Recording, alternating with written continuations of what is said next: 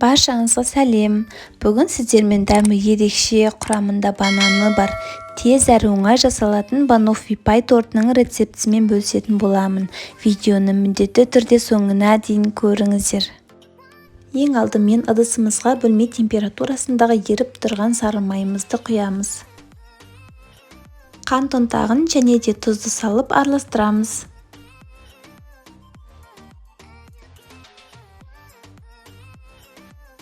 Енді жұмыртқаның сарысын салып, одан кейін ұнымыздың жарты бөлігін салып, жақсылап араластырамыз.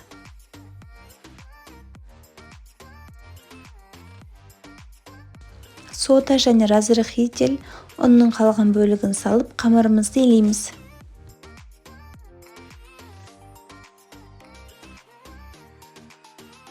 Қамырымыз дәл осындай болып шығу қажет. Дайын болған қамырды формаға видеода көрсетілгендей етіп орналастырып шығамыз. Қатты көтеріліп піспеуі үшін вилкамен ортасын осылай тескілеп шығамыз. Қызып тұрған пеште 180 градуста 20 минут беті қызарғанша пісіреміз. Енді кремін дайындаймыз. Ол үшін салқын сливкиді ыдысымызға құйып 5 минуттай миксерлейміз.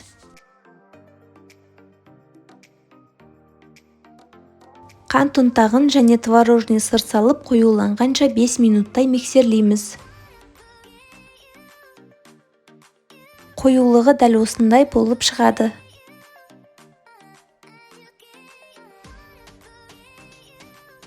Дайын болған кремді холодильникке салып қоямыз. Енді начинкасын жасаймыз. Ол үшін 2 штук бананды тазалап, ұзынша етіп турап аламыз.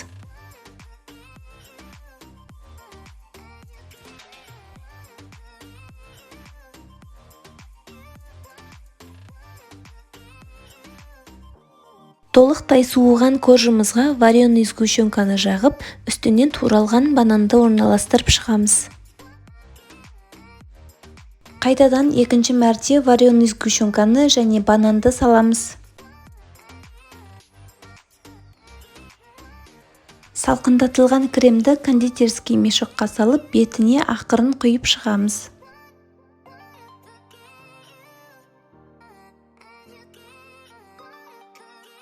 Бетіне какао себеміз.